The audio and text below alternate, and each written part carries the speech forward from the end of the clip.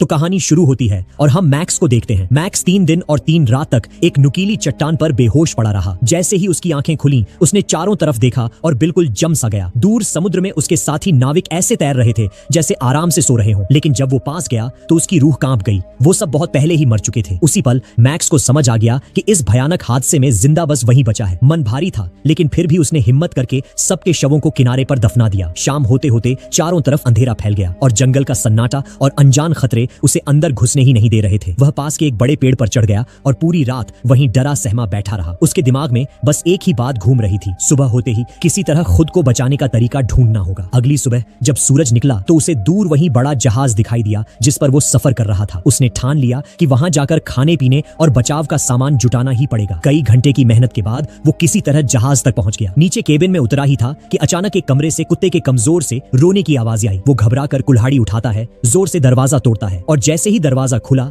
सामने उसका अपना प्यारा कुत्ता सिम्बा जिंदा खड़ा था। ये देखकर तो उसकी आंखों में खुशी के आंसू आ गए। इसके बाद उसे एक और कमरे में थोड़ा बहुत खाना, कुछ औजार और ढेर सारी बंदूकें मिली। जहाज डूबने से पहले जितना जुटा सकता था सारा सामान जल्दी जल्दी डेक पर ले आया। फिर लकड़ी के तख्ते काटकर उसने एक मजबूत बेड़ा तैयार किया। सिम्बा को भी नीचे उतारा और हर जरूरी चीज रस्सियों से अच्छे से बांध दी। हालत ये थी कि अपनी पतलून की कमर बांधने के लिए भी उसे वही रस्सी इस्तेमाल करनी पड़ी। बस एक ही सोच, किसी तरह अपनी और सिम्बा की जान बचानी है। बेड़ा सामान से भारी था, लेकिन समुद्र की तेज लहरों ने उसका काम आसान कर दिया। वो बिना ज्यादा मेहनत किए सब कुछ किनारे तक ले आया, लेकिन जैसे ही उसने खाना पीना गिनकर देखा उसका दिल बैठ गया। एक बार के खाने जितना ही राशन बचा था। इसका मतलब था कि अब उसे और सिम्बा को बहुत संभल कर खाना पड़ेगा और साथ ही यहाँ से निकलने का रास्ता भी जल्दी से ढूंढना होगा। थोड़ी ताकत आई तो मैक्स राइफल लेकर जंगल की तरफ निकल पड़ा। उम्मीद थी कि कहीं ना कहीं कोई रास्ता, कोई निशानी या घर वापस जाने का कोई तरीका जरूर मिलेगा। वो एक ऊंचे झरने को पार करता गया, फिर एक बड़ा सुनसान मैदान और तभी धीरे धीरे चलता हुआ वो द्वीप के दूसरे किनारे पर पहुंच गया। वह दूसरी तरफ पहुंचा तो बिल्कुल दंग रह गया। जितनी दूर तक नजर जा रही थी वहां न जमीन थी, न कोई इंसान, न ही किसी तरह की जिंदगी का निशान। ऊपर से यह जगह भी ऐसी थी जहां से जहाज कभी गुजरते नहीं थे, यानी बचाव की उम्मीद लगभग ना के बराबर थी। इसलिए मैक्स ने सोचा कि अगर कभी कोई मदद मिले भी तो उसे मिस नहीं करना चाहिए। वह अपना छोटा सा ठिकाना समंदर के बिल्कुल करीब शिफ्ट कर लिया और हर दिन दूरबीन लेकर घंटों समंदर को घूरता रहता। लेकिन दिन बीते गए, हफ्ते बीत गए और देखते देखते पूरे 6 महीने निकल गए, पर कुछ भी नहीं बदला। एक दिन मैक्स और सिम्बा किनारे की चट्टानों पर सीपियां ढूंढ रहे थे। तभी सिम्बा अचानक जोर जोर से भौंकने लगा। पहले तो मैक्स ने ध्यान नहीं दिया,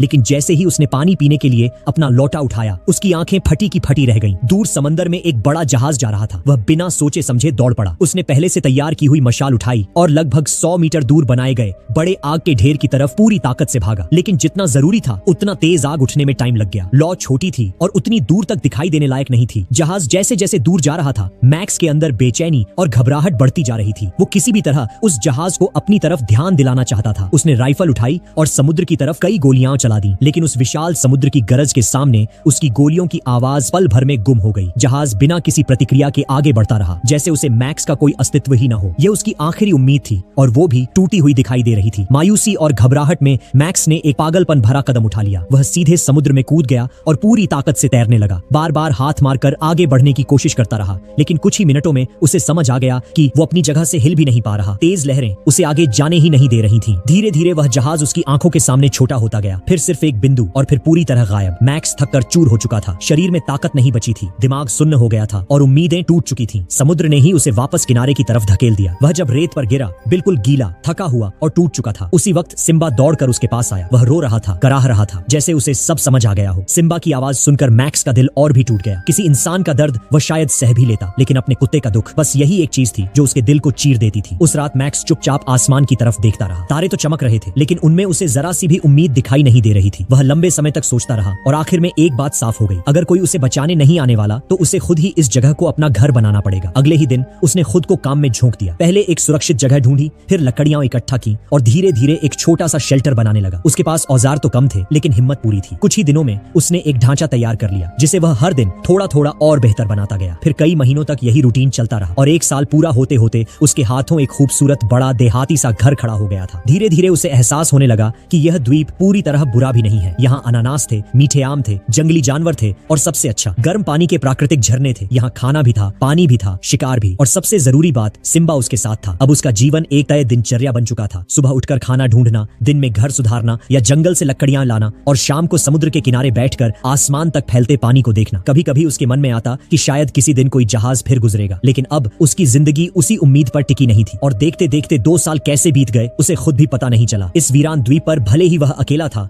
लेकिन सच में वह अकेला नहीं था, क्योंकि सिम्बा उसकी हर सांस, हर कदम, हर पल के साथ था। सिम्बा की मौजूदगी उसके लिए जीवन की आखिरी बची हुई गर्माहट की तरह थी। वह खुद को तरह तरह से व्यस्त रखने की कोशिश करता, कभी लकड़ी पर अपने अनुभवों को खोदकर, कभी पुरानी डायरी में लिखकर, तो कभी बांसुरी की धीमी धुन बजाकर। और जब भी बांसुरी की आवाज हवा में फैलती, सिम्बा अपनी पूंछ हिलाते हुए हल्की हल्की उछल कूद करने लगता, जैसे इस वीरान दुनिया में वो भी अपनी छोटी सी खुशी तलाश रहा हो। लेकिन इंसान चाहे जितनी कोशिश कर ले, अकेलेपन से पूरी तरह भाग नहीं सकता। धीरे धीरे मैक्स के दिन एक जैसे और फीके लगने लगे। हर सुबह वही किनारा, वही पेड़, वही जंगल, और रात होते ही जब सब शांत हो जाता, तब उसके दिल की खाली जगह सबसे जोर से चीखने लगती। कई बार वह अपने घर के एक कोने में बैठकर पत्नी को याद करता करते रो पड़ता। उसकी हंसी, उसकी नरमी, उसका साथ, सब अब बस याद बनकर रह गया था। एक दिन जब मैक्स और सिम्बा समुद्र तट पर आराम से टहल रहे थे, तभी उसकी नजर अचानक रेत पर बने एक गहरे निशान पर पड़ी। पहले उसे लगा कि शायद यह उसके ही पैरों का होगा, लेकिन जैसे ही उसने झुककर उसके आकार को देखा, उसका दिल एक पल के लिए रुक गया। यह निशान इंसान का था, लेकिन इतना बड़ा कि मानो किसी विशालकाय, किसी क्रूर योद्धा या किसी दैत्य ने कदम रखा हो। एक ठंडी कंपी उसकी रीढ़ में दौड़ गई। उसने तुरंत राइफल हाथ में कस ली। उसकी चाल धीरे धीरे बेहद सतर्क हो गई। आसपास की हर झाड़ी,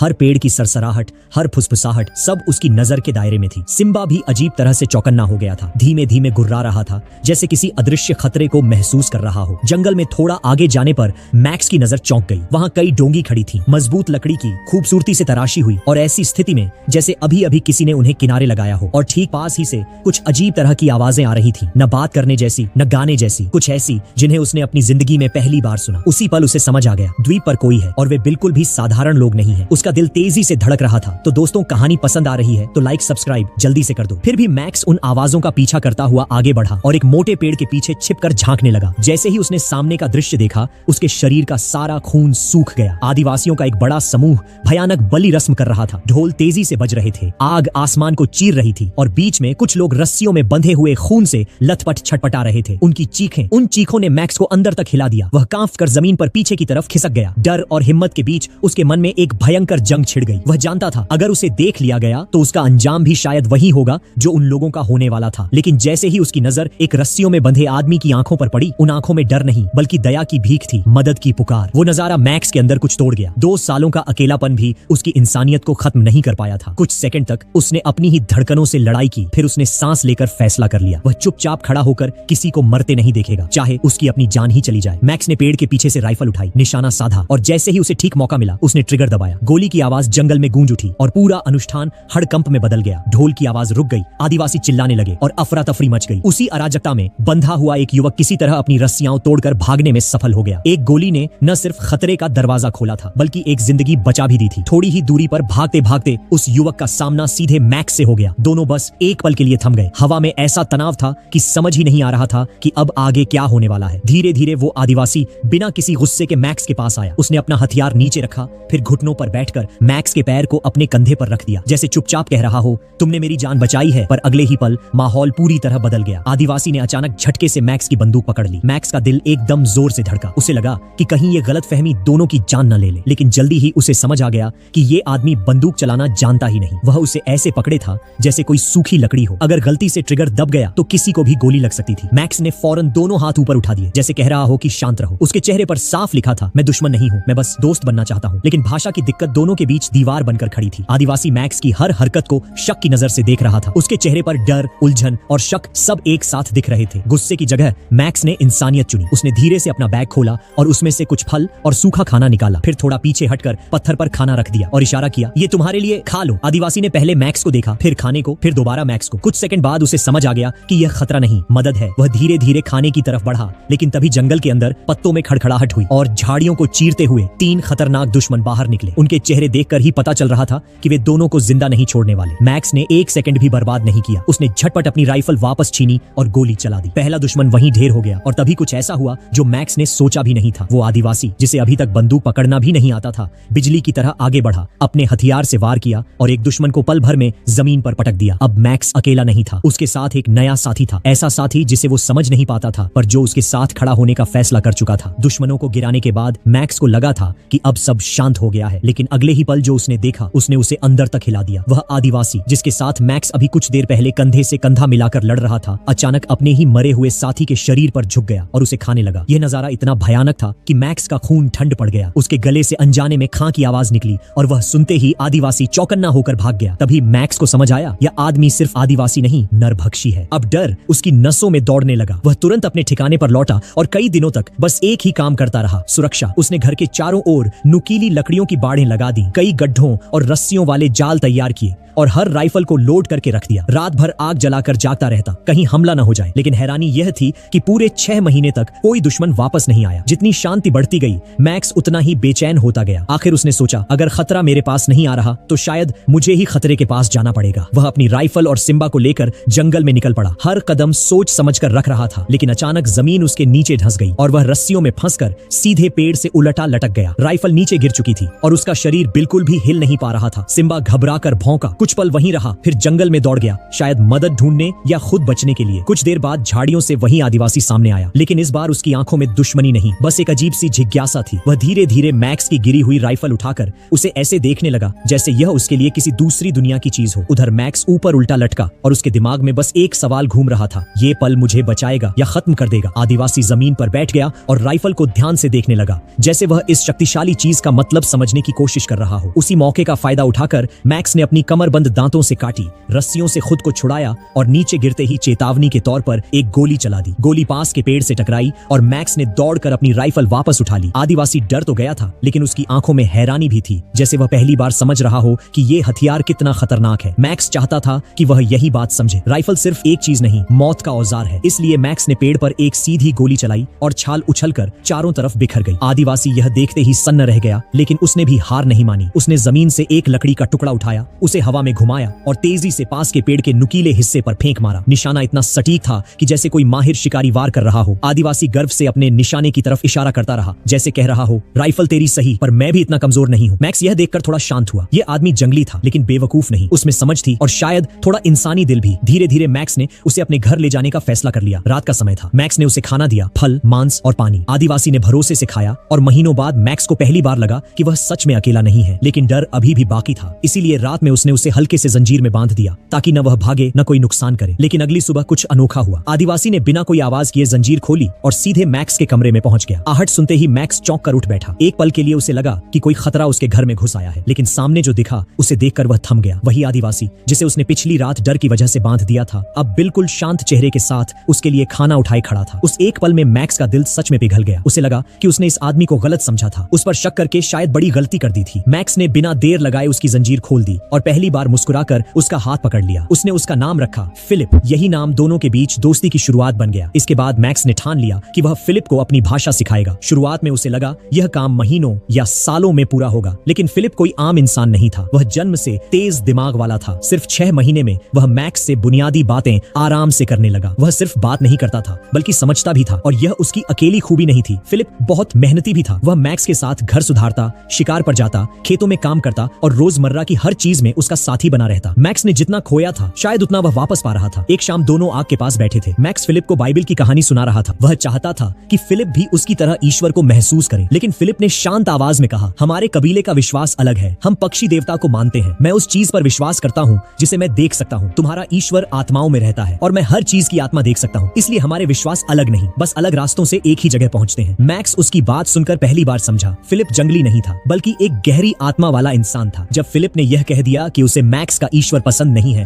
तो दोनों के बीच माहौल अचानक भारी हो गया और बहस छिड़ गई। मैक्स ने बाइबल उठाकर उसे दिखाया कि ईश्वर इसी में बसे हैं, लेकिन फिलिप ने पन्ने पलटकर देखा और बोला कि उसे अंदर कुछ भी नहीं मिला। इससे मैक्स गुस्से में आकर उसे जंगली कह बैठा और उस अपमान से टूटकर फिलिप तुरंत घर छोड़कर चला गया। इसके बाद दोनों एक ही द्वीप पर रहते हुए भी अजनबी बन गए। रास्ते में मिलते तो नजरें फेर लेते। फिलिप भाले से मछली पकड़ता और मैक्स कांटे से। दोनों की जिंदगी अलग अलग रास्तों पर निकल गई, लेकिन वक्त बीतने के साथ मैक्स के भीतर पछतावा भरता गया। उसे समझ आया कि किसी को बदलना सम्मान नहीं होता, असली सम्मान एक दूसरे की अलग सोच और विश्वास को अपनाने में है। कई दिनों की सोच के बाद मैक्स हिम्मत जुटाकर फिलिप को ढूंढने गया, और जब उसे अकेला बैठा पाया तो उसके पास जाकर धीमी सच्ची आवाज में कहा कि जो भी उसने गुस्से में कहा था उसके लिए वह दिल से माफी चाहता है। अब से दोनों एक दूसरे के विश्वास में दखल नहीं देंगे और इज्जत से दोस्ती निभाएंगे। फिर उसने पूछा, क्या तुम मुझे माफ कर दोगे फिलिप? इस घटना के बाद मैक्स और फिलिप फिर से दोस्त बन गए और उनका रिश्ता पहले से भी गहरा हो गया। खाली वक्त में दोनों बड़े लड़कों की तरह समुद्र तट पर केकड़ों की दौड़ कराते और हंसते खेलते सोचते कि काश उनकी शांत जिंदगी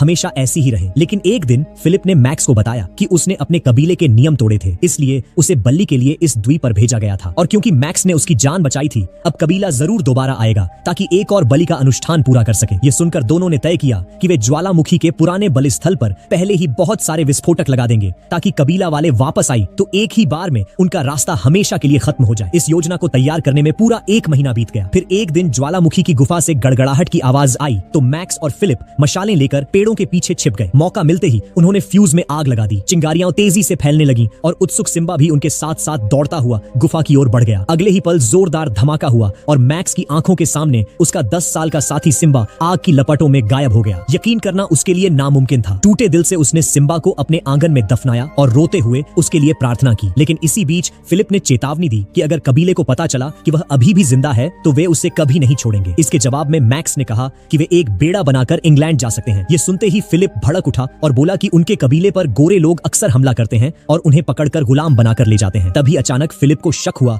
कि कहीं मैक्स भी उसे गुलाम समझता तो नहीं, और जितना मैक्स इनकार करता फिलिप उतना ही नाराज होता गया। इसी गलत फहमी की वजह से मैक्स ने अपना सबसे अच्छा दोस्त फिर खो दिया। अकेले रह जाने के बाद उसके पास अब सिर्फ एक ही रास्ता बचा, द्वीप से निकलने के लिए बेड़ा बनाना। इसके लिए उसे सदियों पुराने विशाल पेड़ों को अकेले कुल्हाड़ी से काटना पड़ा। हर वार के साथ उसे महसूस होता गया कि वह इस द्वीप पर बिल्कुल अकेला रह गया है। तूफान आने से पहले द्वीप छोड़ना जरूरी था और मैक्स के पास 1 महीने से भी कम समय बचा था। इसलिए वह दिन रात बिना रुके काम करता रहा, हवा में भी बारिश में भी। उसकी जान तोड़ मेहनत से बेड़ा धीरे धीरे आकार लेने लगा। एक दिन जब वह रस्सियां बांध रहा था, फिलिप अचानक पीछे आया और जोर से बोला, मैं अभी सोया नहीं हूँ, मैं तैयार हूँ अपने दोस्त के पास जाने के लिए। फिर उसने भावुक होकर कहा कि मैक्स ने उसकी जान बचाई थी और अब वह चाहता है कि जीवन मैक्स को सुरक्षित जगह तक ले जाए। इसी बात पर उसने अपने हाथों से बनाई एक माला मैक्स को दी, यह बताते हुए कि वह इस बार उसकी मदद करने लौटा है। इससे वे फिर से पहले जैसे दोस्त बन गए। लेकिन तभी भयानक तूफान आ गया और मजबूरी में दोनों को अपने पाले हुए बकरियों को बाहर छोड़ना पड़ा और वे एक कमजोर घर में छिपकर तूफान के गुजरने का इंतजार करने लगे। पर दोनों ने कभी नहीं सोचा था कि भले ही उन्होंने बेड़े को मजबूत रस्सियों से बांध रखा था, लेकिन प्रकृति की ताकत इतनी जबरदस्त निकली कि पूरा बेड़ा बाढ़ में बह गया। किसी तरह लंबी रात काटकर जब वे सुबह बाहर निकले तो पूरा द्वीप टूटी शाखाओं, उखड़ी जड़ों और बिखरी लकड़ियों से भरा पड़ा था, मानो तूफान ने उनकी सारी मेहनत और उम्मीदों को एक झटके में निगल लिया हो। मैक्स और फिलिप के पास घबराने का कोई वक्त नहीं था, क्योंकि पूर्णिमा की रात तेजी से करीब आ रही थी, जिसका मतलब था कि आदिवासी कभी भी द्वीप पर पहुंच सकते हैं। अब उनकी जीत सिर्फ उनकी समझदारी और बारूद पर टिकी थी। दोनों ने फौरन जगह जगह अलग अलग तरह के जाल बिछाने शुरू किए। उन्होंने पवन चक्की के तंत्र से एक ऐसी मशीन बनाई जो खुद ब खुद गोलियां चला सके, टूटे दर्पणों को जोड़कर ध्यान भटकाने वाला उपकरण तैयार किया और हर रास्ता इस तरह सेट किया कि आदिवासी अंदर कदम रखते ही फंस जाए। आखिरकार वह पूर्णिमा की रात आ गई जब सब कुछ दांव पर था। मैक्स ने अपनी दाढ़ी काटकर खुद को आदिवासी जैसा बना लिया और युद्ध शुरू होने से पहले दोनों ने अपने अपने देवताओं से प्रार्थना की, क्योंकि यह सच में करो या मरो की लड़ाई थी। इसके बाद मैक्स ने बांसुरी बजाकर आदिवासियों का ध्यान जालों की ओर खींचा और योजना बिल्कुल सही चलती दिखी, क्योंकि वे स्वरों के पीछा करते हुए आगे बढ़ने लगे। लेकिन जब वे सिम्बा की कब्र के पास से गुजरे, उन्होंने दीवार तोड़ दी। यह देखकर मैक्स के भीतर गुस्से की लपटें उठी। उसने सही वक्त देखकर रस्सी काटी और छिपा हुआ तंत्र चल पड़ा, जिससे कई आदिवासी वहीं ढेर हो गए। बाकी बचे हुए टूटी दर्पणों की चमक से दूसरी दिशा में मुड़े और सीधे बड़े जाल में जा गिरे। अब दोनों की जीत सच में नजदीक थी। आदिवासियों का पूरा समूह खत्म हो गया। लेकिन जैसे ही मैक्स और फिलिप ने सोचा कि अब सब खत्म हो गया है, झाड़ियों से निकले अंतिम आदिवासी ने अचानक तीर चलाया जो सीधे मैक्स की छाती में लगा। फिलिप ने बिना सोचे समझे अपनी कुल्हाड़ी फेंककर उस दुश्मन को मार गिराया। फिर वह तुरंत जंगल में दौड़ा, जड़ी बूटियां ढूंढी, उन्हें पीसकर मैक्स के घाव पर लगाया। लेकिन 3 दिन बीतने पर भी घाव भरने की बजाय और ज्यादा संक्रमित हो गया। यह साफ हो गया कि अगर जल्दी इलाज नहीं हुआ तो मैक्स 2 दिन से ज्यादा नहीं बच पाएगा। इसलिए फिलिप ने अपनी जान की परवाह की बिना फैसला किया कि वह मैक्स को इलाज के लिए अपने कबीले में ले जाएगा, क्योंकि असली दवाई वहीं थी। लेकिन जैसे ही वे कबीले के द्वार पर पहुंचे, धनुष बाण लिए आदिवासी उन्हें घेर कर खड़े हो गए, क्योंकि सबको लगा कि मैक्स गुलाम बनाने वाला गोरा आदमी है। फिर भी एक नियम था कि बीमार को मारना पाप है, इसलिए डॉक्टर ने मैक्स का घाव साफ किया और इलाज शुरू किया। लेकिन फिलिप को बताया गया कि जैसे ही मैक्स ठीक होगा, उसे फिलिप के साथ अखाड़े में जानलेवा द्वंद्व युद्ध करना पड़ेगा और सिर्फ वही जो जिंदा बचेगा इस जगह से जाने की इजाजत पाएगा। 2 दिन बाद ठीक उसी नियम के अनुसार मैक्स और फिलिप मजबूरन अखाड़े के बीच आमने सामने खड़े थे। कल तक सबसे अच्छे दोस्त थे और अब एक दूसरे को चोट पहुंचाने से डर रहे थे। लेकिन नियम इतने क्रूर थे कि अगर लड़ाई नहीं करते तो दोनों को मार दिया जाता। मजबूरी में लड़ाई शुरू हुई। आखिरकार मैक्स जमीन पर गिर पड़ा। उसका का खंजर दूर जा गिरा और उसने अपनी बाहें फैलाकर आंखें बंद कर ली। चाहता था कि उसका दोस्त उसे तुरंत मार डाले, पर फिलिप जब उसके ऊपर झुका उसका हाथ रुक गया, वह वार नहीं कर सका। तभी अचानक एक तेज बंदूक की आवाज गूंजी और फिलिप मैक्स की बाहों में गिर पड़ा। मैक्स के दिल का सबसे बड़ा हिस्सा उसी पल टूट गया, क्योंकि पता चला कि गोरे लोग फिर से कबीले पर हमला करने आए थे और उन्होंने गलती से फिलिप को ही गोली मार दी। इस तरह 15 साल उस द्वीप पर फंसा रहा मैक्स आखिरकार गोरे लोगों के जहाज के साथ अस्पताल पहुंचा और अपनी पत्नी से जाकर लिपट गया। लेकिन आज भी जब वह आग के पास बैठता है तो उसे अपने उस दोस्त की याद आती है जिसके साथ उसने जीवन, संघर्ष, साहस और वफादारी के वो साल बिताए, वो साल जो हमेशा उसकी आत्मा में जिंदा रहेंगे। हम उम्मीद करते हैं कि यह कहानी आपको पसंद आई होगी।